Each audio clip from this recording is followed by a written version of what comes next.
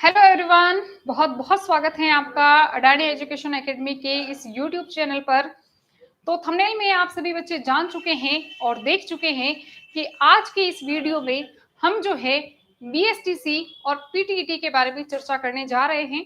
बहुत दिन हो गए, बच्चों के एसएमएस आ रहे थे व्हाट्सएप के ऊपर, ईमेल आईडी के ऊपर कि बीएसटीसी क्या है और पीटीईटी क्या है, इसकी प्रोसेस क्या रहती है, 12th के बाद में बच्चों को कौन सा कोर्स चूज करना चाहिए और किन बच्चों को इन दोनों में से क्या चूज करना चाहिए। तो बहुत सारे क्वेश्चंस थे बच्चों के, है ना।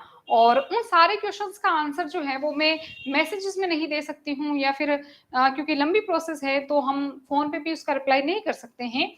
इसीलिए मैंने सोचा कि एक पूरा का पूरा वीडियो ही आपके सामने लाया जाए, जिसमें इसकी संपूर्ण जानकारी जो है वो आपको दी जाएगी। ठीक है, तो बने रहिएगा लास्ट तक। इसकी अगर आपको संपूर्ण जानकारी चाहिए तो आप लास्ट तक इस वीडियो को देखिएगा। इसमें हम बहुत सारे विषयों के ऊपर चर्चा करने जा रहे हैं और उनमें से जो हैं कुछ टॉपिक मैंने सामने पहले लिख दिए हैं, जिससे कि आपको ये पता रहे कि इस वीडियो के अंदर हम किन किन टॉपिक के बारे में चर्चा करेंगे। अब ध्यान से सुनिएगा मेरी बात कि यहाँ पर आपके सामने लिख रखा है एक तो बीएसटीसी और एक लिख रखा है पीटीटी। ठीक है ना। तो ये तो पता चल गया कि बीएसटीसी अलग है और पीटीटी अलग है, लेकिन इसके अलावा एक शब्द आपके सामने और आया है जो कि है डीएलएड। अब ये डीएलएड क्या है भैया, तो ध्यान से सुनिएगा कि बीएसटीसी का जो शब्द है ना, बीएसटीसी इतने दिनों तक शब्द का इसी शब्द का प्रयोग किया जा रहा था, लेकिन पिछले वर्ष जो है वो सरकार ने इसका नाम बदलकर क्या रख दिया है, डीएलएड। तो ये ध्यान रखना है कि बीएसटीसी और डीएलएड दोनों ही एक हैं, जबकि पीटीटी जो है वो बिल्कुल अलग है। ठीक है, आज हम किन विषयों पर चर्चा करेंगे और क्या हमारे क्वेश्चन रहने वाले हैं, है ना, क्या टॉपिक पर हम चर्चा करने जा रहे हैं। तो देखिए, सबसे पहला पॉइंट तो ये है कि रिजल्ट, यहाँ गलती से लिख दिया गया है रिजल्ट लिख दिया गया है, कोई बात नहीं, हो जाती है भाई, मानव स्वभाव है, ऑपरेटर से गलती हो गई, कोई बात नहीं। तो रिजल्ट के बाद की क्या प्रक्रिया होती है जब आपका एग्जाम हो जाएगा बीएसटीसी का और पीटीटी का। ठीक है, हालांकि देखिए आप सभी बच्चों को पता है कि पीटीटी के फॉर्म जो है वो भरे जा रहे हैं, 15 अप्रैल लास्ट डेट है राजस्थान में। ठीक है ना। और बीएसटीसी जो है, बीएसटीसी के जो भी प्रोसेस होगी वो बाद में होगी, उसका अभी तक कोई भी फॉर्म भरा नहीं जा रहा है। ठीक है, तो रिजल्ट अगर दोनों का आप एग्जाम देते हो और दोनों के एग्जाम के बाद में जब आपका रिजल्ट आ जाता है, तो रिजल्ट के बाद की क्या प्रक्रिया रहने वाली है, उसके बाद जो है काउंसलिंग कैसे होगी। काउंसलिंग का मतलब क्या होता है वो हम बाद में जानेंगे, पहले टॉपिक देख लेते हैं कि काउंसलिंग कैसे होगी, इसकी भी हम चर्चा करने जा रहे हैं आज के इस वीडियो में। इसके बाद में कॉलेज नहीं मिले तब आपको क्या करें, क्या आप कर सकते हो अगर आपको कॉलेज नहीं मिलता है, आपने एग्जाम दिया फिर भी आपको कॉलेज नहीं मिला, नंबर कम है, तो फिर आपको क्या करना चाहिए, और इसी की संपूर्ण जानकारी जो है इन सभी की, वो आज के हम इस वीडियो के अंदर लेंगे। चलिए स्टार्ट करते हैं अपनी क्लास आज की, या कहें कि वीडियो स्टार्ट कर लेते हैं। चलिए कोई बात नहीं। अब देखिए, सबसे पहले तो आपको इनका पूरा पूरा नाम आपको ध्यान में रहना चाहिए। किसका नाम ध्यान में रहना चाहिए भैया, इतनी देर से जो पीटीटी बीएसटीसी बार बार में जो शब्द यूज में ला रहे हैं, उसके उन शब्दों की आपको फुल फॉर्म ध्यान में होनी चाहिए। जैसे कि आपके सामने लिखा है बीएसटीसी, बीएसटीसी की फुल फॉर्म क्या हो जाएगी आपके पास में, बेसिक स्कूल टीचिंग सर्टिफिकेट। बहुत सारे बच्चे फॉर्म भर लेते हैं, एग्जाम दे लेते हैं, 4-4 साल का कोर्स भी कर लेते हैं, लेकिन उनको पता ही नहीं होता कि इनकी फुल फॉर्म क्या है। ठीक है, तो थोड़ा बहुत अपने को नॉलेज में होना चाहिए ना।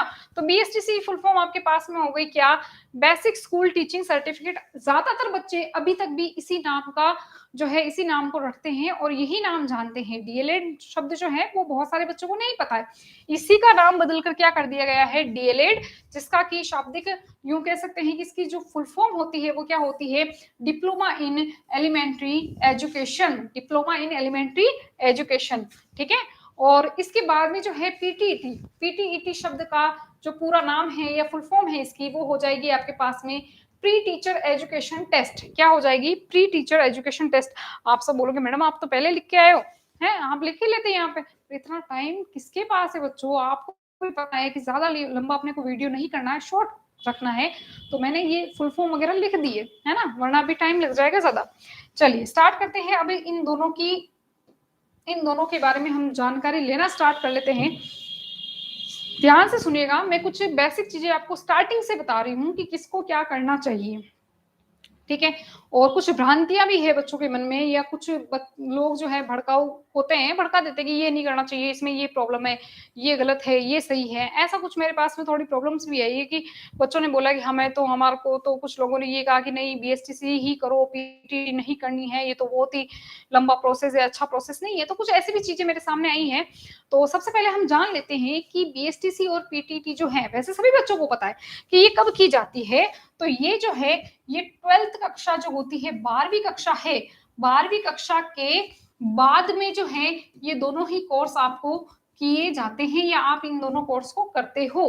12th के बाद में होंगे, पहले नहीं होगा, ठीक है। जैसा ही आपका 12th का एग्जाम हुआ, अब जरूरी नहीं है कि इसमें 12th के रिजल्ट की जरूरत हो, नहीं, वो तो बाद में भी आ सकता है, अपेयरिंग में भर सकते हो आप इसको, ठीक है ना। जब आप फॉर्म भरोगे तो उसके अंदर आपको 12th के जो है केवल और केवल क्या डालने होंगे, वहां पर आपको आपका जो भी रोल नंबर है वो वहां पर आपको लगाना होगा, बाकी आप अपना फॉर्म भर सकते हो।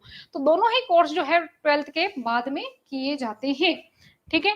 अब देखिए 12th के बाद में ये दोनों ही कोर्स आपको करवाए जाएंगे। अब इनमें से चूज कौन सा करें, क्या सही रहेगा, बीएसटीसी या पीटीईटी। चलिए देख लेते हैं कि क्या सही रहने वाला है आप लोगों के लिए। तो एक चीज आपको ध्यान रखनी है कि जो बच्चा टीचर बनने जा रहा है या टीचर बनना चाहता है कि मैं अपनी लाइफ में टीचिंग करवाऊं बच्चों को, और एक टीचर बनना चाहता हूं, उसके लिए आप सभी को पता है कि टीचर्स जो होते हैं, है ना, टीचर्स, वो 3 प्रकार के आपको टीचर्स मिलेंगे। क्या मिलेंगे? 3 प्रकार के आपको टीचर्स मिलेंगे, जिन्हें हम क्या क्या कहते हैं। देखिए, एक तो हमारे टीचर जो आते हैं वो आते हैं फर्स्ट ग्रेड टीचर। क्या होते हैं? फर्स्ट ग्रेड टीचर, ठीक है। एक हमारे जो टीचर होते हैं वो होते हैं फर्स्ट ग्रेड टीचर। एक टीचर होते हैं कौन से वाले, सभी बच्चों को पता है, सेकंड ग्रेड टीचर। कौन से वाले? Second grade teacher. और एक आते हैं हमारे जिसका नाम है थर्ड ग्रेड टीचर, ठीक है, थर्ड ग्रेड टीचर। अब देखिए, थोड़ा सा मैं इसको ऊपर कर लेती हूँ ताकि हम यहाँ पर आसानी से लिख सकें। थर्ड ग्रेड टीचर, अब ये नॉर्मल बात है, सभी बच्चों को पता है कि first grade teacher, second grade teacher, third grade teacher क्या होते हैं। लेकिन नहीं पता तो मैं आपको बता देना चाहती हूँ कि फर्स्ट ग्रेड टीचर जो होते हैं, फर्स्ट ग्रेड टीचर जो होते हैं वो किन कक्षाओं को पढ़ाते हैं? 11, कक्षा 11, 11th एंड 12th को। किसको पढ़ाते हैं? 11th एंड 12th को, ठीक है ना। सेकंड ग्रेड टीचर जो होते हैं, वो जो टीचर होते हैं वो किसको पढ़ाते हैं भैया? 9th एंड 10th को। किसको? 9th एंड 10th को। आ गई बात समझ में? 9th एंड 10th को। अब जो थर्ड ग्रेड शिक्षक होते हैं, वो थर्ड ग्रेड शिक्षक जो है वो कक्षा 1 से, यानी फर्स्ट से लगाकर कौन सी वाली? 8वीं कक्षा जो होती है उसके टीचर जो होते हैं उनको हम कहते हैं थर्ड ग्रेड टीचर। ये सभी को पता है, नॉर्मल सी बात है। चलिए अब आगे की देख लेते हैं कि इसमें और भी क्या चीजें हैं। अब देखिए, अब सुनिएगा मेरी बात ध्यान से। थर्ड ग्रेड जो टीचर होते हैं, थर्ड ग्रेड जो टीचर होते हैं, ठीक है, थर्ड ग्रेड टीचर के अंदर भी फिर से 2 प्रकार के टीचर हो सकते हैं। थर्ड ग्रेड जो टीचर होते हैं ना, जो कि कौन सी कक्षा को पढ़ाते हैं? 1 से लगाकर 8वीं कक्षा तक के बच्चों को पढ़ाते हैं, वो भी फिर से 2 प्रकार के। कैसे? एक तो वो टीचर जो पहली से लगाकर कि कौन सी कक्षा तक पढ़ाएंगे बच्चों को? 5th क्लास तक, है ना, पहली कक्षा से लेकर 5वीं क्लास तक जो है वो बच्चों को पढ़ाएंगे, ठीक है। और दूसरे जो अपने टीचर होते हैं वो कक्षा 6 से लगाकर कौन सी कक्षा तक? कक्षा 8 तक के टीचर होते हैं। कक्षा 6 से कक्षा 8 तक के टीचर जो होते हैं वो भी, उन्हीं को भी थर्ड ग्रेड टीचर ही कहा जाता है। और जो कक्षा 1 से लगाकर कक्षा 5 तक के जो टीचर होते हैं उनको भी हम क्या कहते हैं? थर्ड ग्रेड शिक्षक ही कहते हैं, ठीक है। अब इनमें से जो सबसे बड़ा पद जो है, इनमें से अगर मैं बात करूं कि सबसे बड़ा पद कौन सा होता है, तो आपको आराम से दिख रहा है, साफ साफ दिख रहा है, जो 11वीं 12वीं को पढ़ाएंगे वो बड़े पद वाले ही टीचर होंगे। फिर उसके बाद में सेकंड ग्रेड टीचर और उसके बाद में थर्ड ग्रेड टीचर। सबसे ज्यादा राजस्थान के अंदर अभी किसी की गूंज है और कई दिनों से जो प्रोसेस चलती आ रही है वो है थर्ड ग्रेड टीचर की, जिसको हम जानते हैं रीट के नाम से, है ना। रीट वीट आपने नाम सुना ही होगा वैसे, ठीक है। अब देखिए इसकी प्रोसेस क्या है। आगे देख लेते हैं कि हम बात कर रहे थे बीएसटीसी और पीटीटी के बारे में, तो हम यहाँ कहाँ उलझ गए भैया, हम तो बीएसटीसी और पीटीटी के बारे में बात कर रहे थे ना। चलो ठीक है, आगे उसकी भी बात कर लेते हैं। तो ध्यान से देखिएगा, ध्यान से देखिएगा, इसको थोड़ा मैं इसी पेज के ऊपर थोड़ा सा छोटा कर देती हूँ यहाँ पर।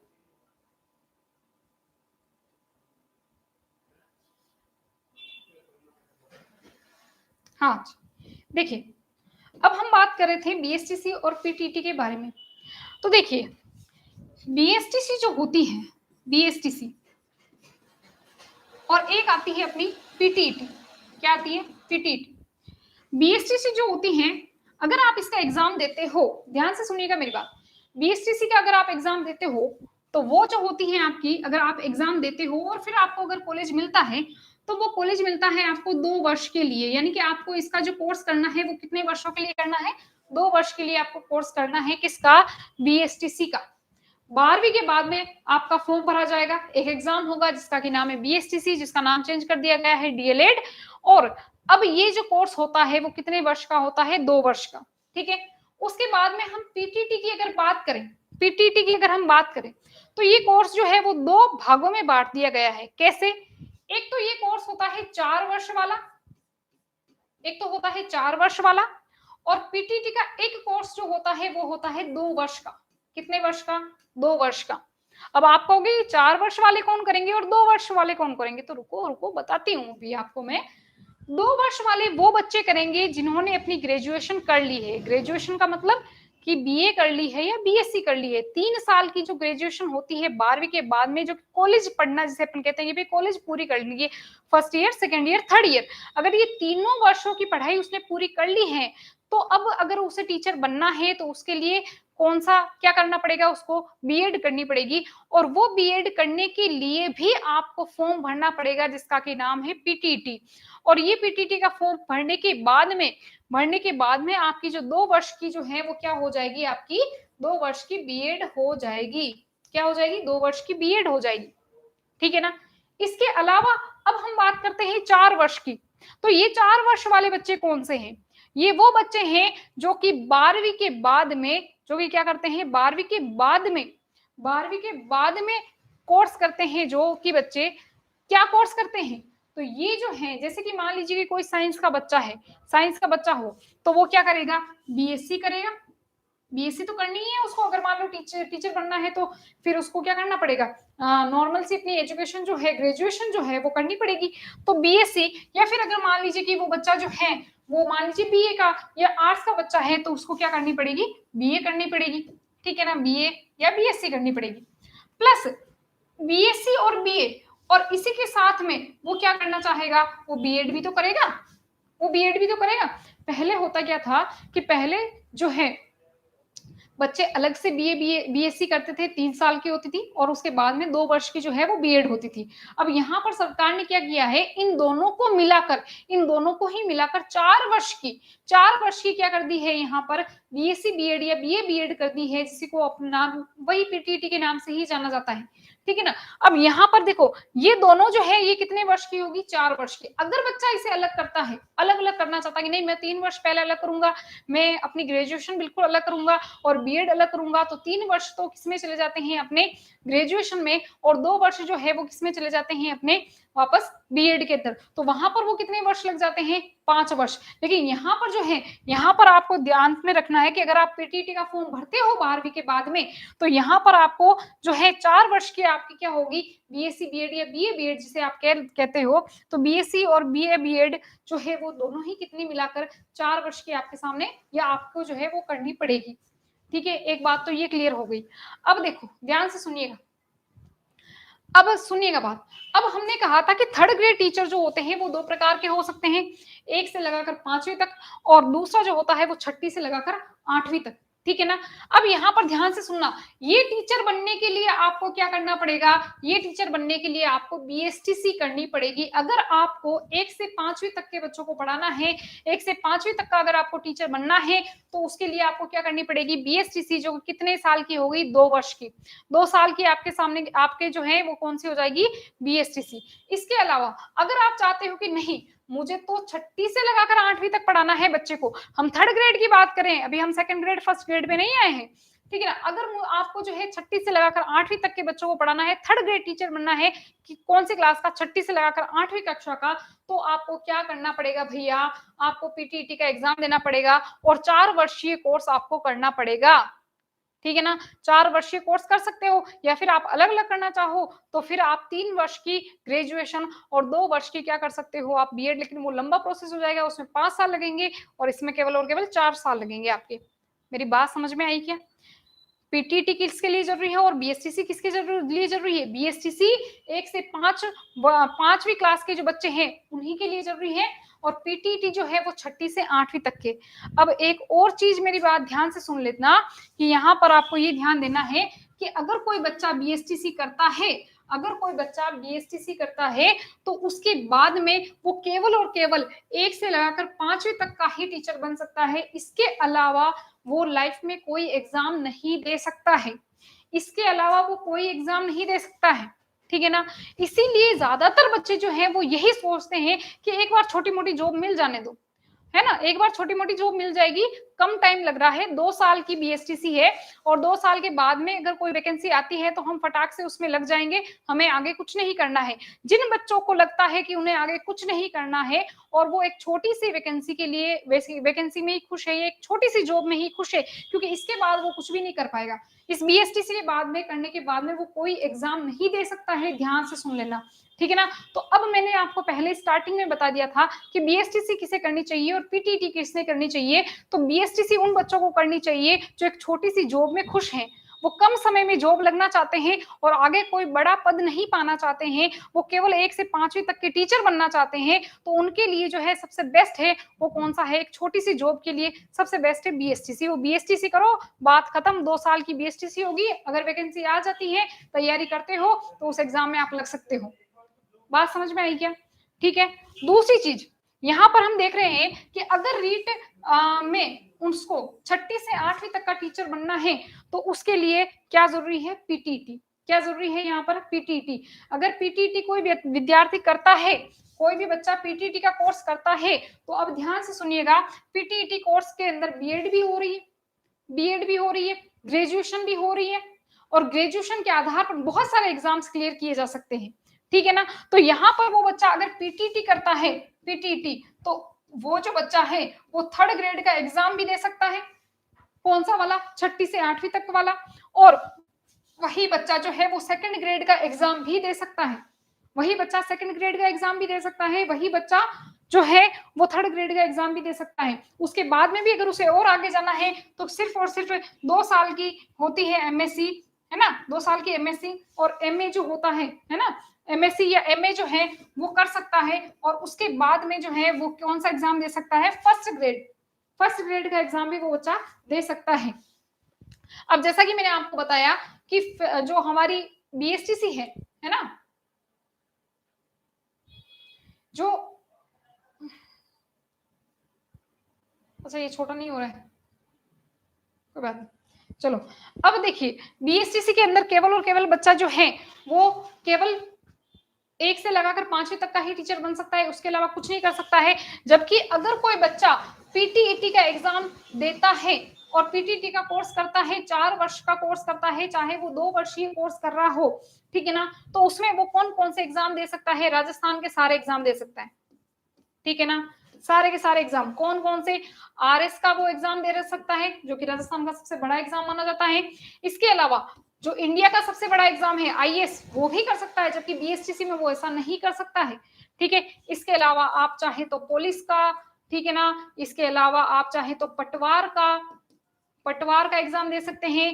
इसके अलावा आप थर्ड ग्रेड शिक्षक बन सकते हैं। इसके अलावा आप जो है सेकंड ग्रेड टीचर बन सकते हैं। इसके अलावा अगर आपने एमएससी या एमए कर रखा है, एमएससी या फिर आपने एमए कर रखा है, तो उसके बाद में आपने अगर एमएससी और एमए कर रखा है इसी के साथ में पीटीईटी के साथ में, तो आप जो है फर्स्ट ग्रेड शिक्षक भी बन सकते हैं, फर्स्ट ग्रेड शिक्षक भी बन सकते हैं। यानी कि इस पीटीटी को करने के बाद में आप कोई भी एग्जाम दे सकते हो, जबकि बीएसटीसी करने के बाद में केवल और केवल 1 से 5वीं तक की कक्षा के टीचर ही आप बन सकते हैं, ठीक है ना। क्लियर है यहाँ तक बात? ठीक है, तो ये तो बात हो गई। अब बच्चे को लगता है कि मुझे थर्ड ग्रेड के अलावा, मान लीजिए कि वो बच्चा थर्ड ग्रेड जॉब में लग जाता है ना, रीट की परीक्षा देता है, उसमें पास हो जाता है, एक से सॉरी छठी से आठवीं तक का बच्चा, छठी से आठवीं तक के बच्चों को वो पढ़ाने लग जाता है, टीचर बन जाता है। अब उसे लगता है कि मुझे और कुछ आगे बढ़ना है, मुझे कुछ और आगे फील्ड में काम करना है, या अच्छा सेकंड ग्रेड लगने के बाद में भी मुझे फर्स्ट ग्रेड लगना है, तो फिर उसके लिए आपको पीटीटी ही करनी पड़ेगी। ठीक है, तो यहाँ तक सभी को समझ में आ गया होगा कि बीएसटीसी किसके लिए उपयोगी है और पीटीटी किसके लिए उपयोगी है। जल्दी जॉब चाहिए कम समय में तो बीएसटीसी करो, है ना। अधिक जॉब आपको लगता है कि नहीं मुझे बड़े धीरे धीरे बड़े पद पर जाना है, मुझे पहले एक छोटा पद मिल गया है, उसके बाद में मुझे और कुछ बड़ा करना है, तो उसके लिए आप पीटीटी कर सकते हैं। ठीक है ना। चलिए अब हम देखते हैं कि अगर किसी बच्चे ने पीटीईटी का या एसटीसी का एग्जाम दिया है, बीएसटीसी जिसे अपन बोलते हैं, उसका एग्जाम दिया है, और अब अगर रिजल्ट आ जाता है ना, तो उसके बाद की क्या प्रोसेस रहने वाली है वो अब हम समझेंगे। अच्छा ध्यान से सुनिएगा, बीएसटीसी और पीटीईटी दोनों की ही प्रोसेस जो है वो सेम टू सेम रहेगी, कोई चेंज नहीं होगा, प्रोसेस पूरी की पूरी वही रहेगी। हाँ आगे की पढ़ाई जो है वो 2 साल 4 साल में अलग अलग हो सकती है, बट प्रोसेस पूरी की पूरी कॉलेज मिलने तक का जो सफर है वो बिल्कुल एक जैसा रहेगा।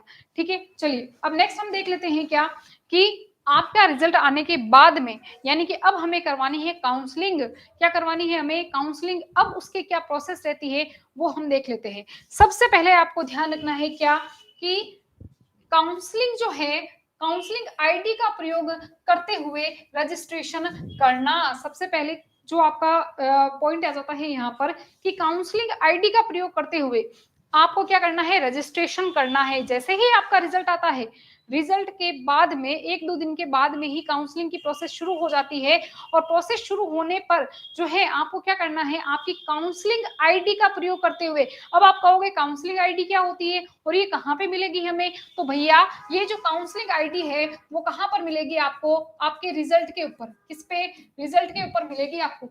रिजल्ट जब आएगा तो उसी पर आपकी काउंसलिंग आईडी लिखी होगी। अब आपको क्या करवानी है? काउंसलिंग करवानी है। आप कहोगे काउंसलिंग करवाने से क्या होगा? तो आपको कॉलेज मिलेगा। ठीक है ना। तो काउंसलिंग आईडी का प्रयोग करते हुए आपको अब क्या करना है? अपना रजिस्ट्रेशन करना है। क्या करना है आपको? रजिस्ट्रेशन करना है। समझ में आ गई बात। अब उसके बाद में आपको क्या करना है कि जब आप काउंसलिंग करवाते हैं तो उस समय जो है आपसे कुछ पासवर्ड मांगा जाएगा, और वही पासवर्ड आपको लास्ट टाइम तक याद करना है, रखना है। आपको लास्ट टाइम तक जो है वो पासवर्ड याद रखना है। जब आप उस समय जब पासवर्ड भरेंगे, ठीक है ना, तो वही पासवर्ड, कुछ छोटी छोटी गलतियों की वजह से जो है बच्चे एग्जाम में रह जाते हैं या कॉलेज नहीं मिल पाता है उनको, या फिर प्रोसेस होती है कॉलेज मिलने की तो वो थोड़ी डिफिकल्ट हो जाती है। इन छोटी छोटी बातों का आपको ध्यान रखना है। अब आपको क्या करना है कि पासवर्ड याद आपको बिल्कुल रखने हैं। क्या करने हैं आपको? पासवर्ड याद रखने हैं। ठीक है ना। अब जब आपकी काउंसलिंग की जाएगी, जब आपकी क्या करवाई की जाएगी? काउंसलिंग करवाई जाएगी या की जाएगी, तब आपको वहां पर जो फीस देनी है वो कितनी देनी है? यहाँ पर आपको 5,000 रुपए। कितनी? 5,000 रुपए जो है काउंसलिंग के समय आपकी फीस जमा होगी। ठीक है ना। 5,000 रजिस्ट्रेशन फीस है। यहाँ पर काउंसलिंग के लिए रजिस्ट्रेशन फीस है 5,000। अभी फीस पूरी नहीं हुई है। ये ना सोचिए कि हमने फीस भर दी, हमें तो कॉलेज मिल गया। अरे अभी तो काउंसलिंग करवा रहे हैं। काउंसलिंग का मतलब हमें कौन सा कॉलेज चाहिए उसके लिए हम अभी ये प्रोसेस कर रहे हैं। तो अब हमें क्या करना है? वहां पर 5,000 रुपए की जो है वो हमें फीस भरनी पड़ेगी। आ गई बात समझ में? ठीक है। इसके अलावा अब आप जो है, जब आप क्या करोगे वहां पर, जब आप काउंसलिंग करवाने जाओगे तब आपको वहां पर क्या करने पड़ेंगे? कॉलेज भरने पड़ेंगे। उस लिस्ट के अंदर आपको कॉलेज भरने पड़ेंगे, कॉलेज के नाम भरने पड़ेंगे कि आपको कौन कौन से कॉलेज के अंदर अपना एडमिशन चाहिए। हालांकि एक ही कॉलेज में चाहिए, एक ही कॉलेज में चाहिए, लेकिन कभी कभी ऐसा होता है कि भाई मैंने एक ही कॉलेज भरा, उस कॉलेज में ही मान लीजिए कि अगर सीटें खाली ना हो तो, या जिनके अच्छे नंबर आ गए हो उनको वो सीटें मिल सकती है। ठीक है ना। तो आपको इस प्रकार से कई कॉलेज भरने हैं। आप जो है कम से कम 20 कॉलेज आप भर सकते हो, और इसके अलावा जो है, इसके अलावा अधिकतम कितने भी आप कॉलेज भर सकते हो? 20 तो आप मिनिमम भरने ही है। मिनिमम आपको 20 कॉलेज वहां पर भरने हैं। 20 में से आपको अगर बहुत ही अच्छा आपका रिजल्ट आया है, बहुत ही अच्छे नंबर आए हैं, तो आपको पहला कॉलेज मिल जाएगा, वरना आपको जो है 20 में से कोई भी मिल सकता है अगर अच्छे खासे नंबर हैं, और नहीं तो फिर उसके बाद में भी आप कई सारे कॉलेज के नाम वहां पर भर सकते हैं, उनमें से आपको कोई भी कॉलेज आपको मिल जाएगा। ठीक है। इसके बाद में जब आप काउंसलिंग करवाओगे तो उसी के बाद में 5 से 7 दिन में ही आपको क्या करेगा, कॉलेज मिल जाएगा। जो भी उनमें से सीटें खाली होगी जिस भी कॉलेज के अंदर, है ना, तो वो कॉलेज आपको 5-7 दिन के अंदर अंदर ही आपको वो कॉलेज अलॉट हो जाएगा। ठीक है ना। अब उसके बाद में आपको क्या ध्यान रखना है, तो देखिए अब जिस कॉलेज या आपको जो भी कॉलेज मिला है, ठीक है, जो भी आपको कॉलेज मिला, मान लो आपको कि 5वां कॉलेज मिल गया, 5वें नंबर का कॉलेज मिल गया, या अच्छी रैंक है, बहुत ही अच्छे नंबर आए हैं तो पहला ही कॉलेज मिल गया, जो भी आपको कॉलेज मिलता है उसमें उसकी बैंक में क्या करवानी पड़ेगी, फीस जमा करवानी पड़ेगी। बैंक में फीस जमा होगी, पहले साल जो है वो बैंक में फीस जमा होती है, ठीक है ना, उसके बाद में कॉलेज में ही होती है, लेकिन पहले साल में आपकी जो है, अब जो भी आपको कॉलेज मिल गया है, ठीक है, आपको 5वें नंबर का मिला हो, 10वें नंबर का मिला हो, जो भी कॉलेज मिला है उसकी फीस जो है वो आपको कहाँ पर जमा करवानी पड़ेगी, आपको जमा करवानी पड़ेगी कहाँ पर, बैंक में, ठीक है ना। और फिर आपको जो है कॉलेज के अंदर आपको रिपोर्टिंग करनी ही पड़ेगी, आपको उसी समय जो है फीस जमा करवाते ही आपको कॉलेज जाना है, रिपोर्टिंग करके आना है, चाहे आपको वो कॉलेज चाहिए चाहे नहीं चाहिए।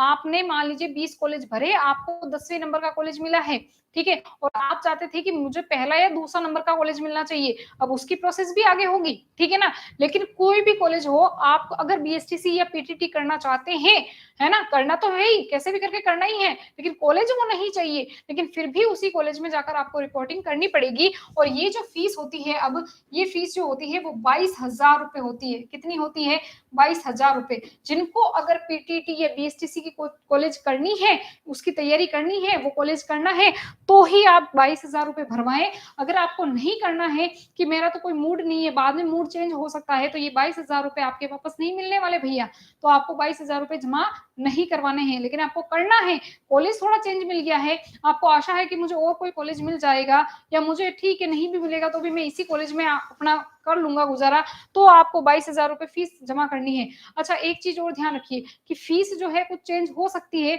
वो सब आपको उसके ऊपर लिखा हुआ आ जाएगा, जो भी आईडी वाईडी होगी ना काउंसलिंग की, उस पर लिखा हुआ मिल जाएगा आपको कि कितनी फीस है। फीस की टेंशन नहीं है, फीस चेंज हो सकती है, ठीक है ना। तो आपको कॉलेज में क्या करनी है, अब रिपोर्टिंग करनी है। उसके बाद में आपको क्या ध्यान रखना है कि सभी जितने भी डॉक्यूमेंट्स आपके पास में हो, उन सभी की फोटोकॉपी जो है वो आपके पास में रहनी ही चाहिए। ऐसा नहीं हो कि सारे के सारे डॉक्यूमेंट जो है वो कॉलेज में जमा करके आ गए, अब हमारे पास में कोई सबूत नहीं है भैया, कुछ भी नहीं है अब हमारे पास में, तो फिर गए वो 22,000 रुपए, गए वो 5,000 रुपए, ठीक है ना। तो आपको सारे के सारे डॉक्यूमेंट जो है वो क्या करने, इनकी जो जेरोक्स है वो आपको अपने पास में रखनी है, ठीक है। अब देखिए, अब मान लीजिए कि आपको इच्छानुसार कॉलेज नहीं मिला, आपको नहीं मिला कॉलेज, आपको चाहिए था पहले नंबर का या 5 तक के जो कॉलेज थे वो चाहिए थे, लेकिन आपको मिल गया 10वें नंबर का कॉलेज और वो कॉलेज आपको नहीं चाहिए, ठीक है, तो भी उसके लिए भी एक प्रोसेस है। क्या प्रोसेस है, यहाँ पर ध्यान से सुनिएगा। इच्छानुसार कॉलेज नहीं मिलने पर रिपोर्टिंग के 2 दिन बाद में ही, जैसे ही आप कॉलेज में रिपोर्टिंग करने गए, और उसके 2 दिन बाद ही आईडी से, एक आपकी जो आईडी होगी, काउंसलिंग आईडी जो है, उसके ऊपर एक आपको क्या मिलेगा, एक ऑप्शन मिलेगा जिसका नाम है अपवर्ड मूवमेंट। क्या लिखा होगा, अपवर्ड मूवमेंट। आपकी जो भी आईडी बनी है ना, तो आईडी के नीचे जो है वो क्या लिखा होगा, अपवर्ड मूवमेंट, उस पर आपको क्या करना है, क्लिक कर देना है, बस क्लिक करना है आपको, और कुछ नहीं करना है, ठीक है ना। जिसको जो इच्छा थी और वो कॉलेज नहीं मिल पाया है और वो चाहता है कि मुझे कोई और बेटर कॉलेज मिले, ठीक है ना, तो उसके लिए आपको अपवर्ड मूवमेंट जो है, जो कि आपके आईडी पे लिखा होगा नीचे की तरफ, उस पर आपको क्लिक करना है। और इसमें, इस सारी प्रोसेस में आपको ये ध्यान रखनी है कि आपको अप टू डेट रहना है, बिल्कुल आपको समय का ध्यान रखना है। अब यहाँ पर साफ साफ लिख रखा है कि इच्छानुसार कॉलेज नहीं मिलने पर रिपोर्टिंग के 2 दिन बाद में ही, ठीक है ना, कम से कम रिपोर्टिंग के 2 दिन बाद में ही आपको आपकी आईडी खोलनी है, और वहां पर आपको लिखा मिलेगा क्या, अपवर्ड मूवमेंट, वहां पर आपको क्या करना है, क्लिक करना है। आगे बात समझ में। चलिए नेक्स्ट देखिए, कोई भी कॉलेज नहीं मिला है भैया, अब निराश हो गया बच्चा कि कोई कॉलेज नहीं मिला है मुझे, तो जितने मैंने कॉलेज भरे उसमें से कोई कॉलेज ही नहीं मिला है, तो उसमें वो तो प्रोसेस होगी नहीं, ठीक है ना।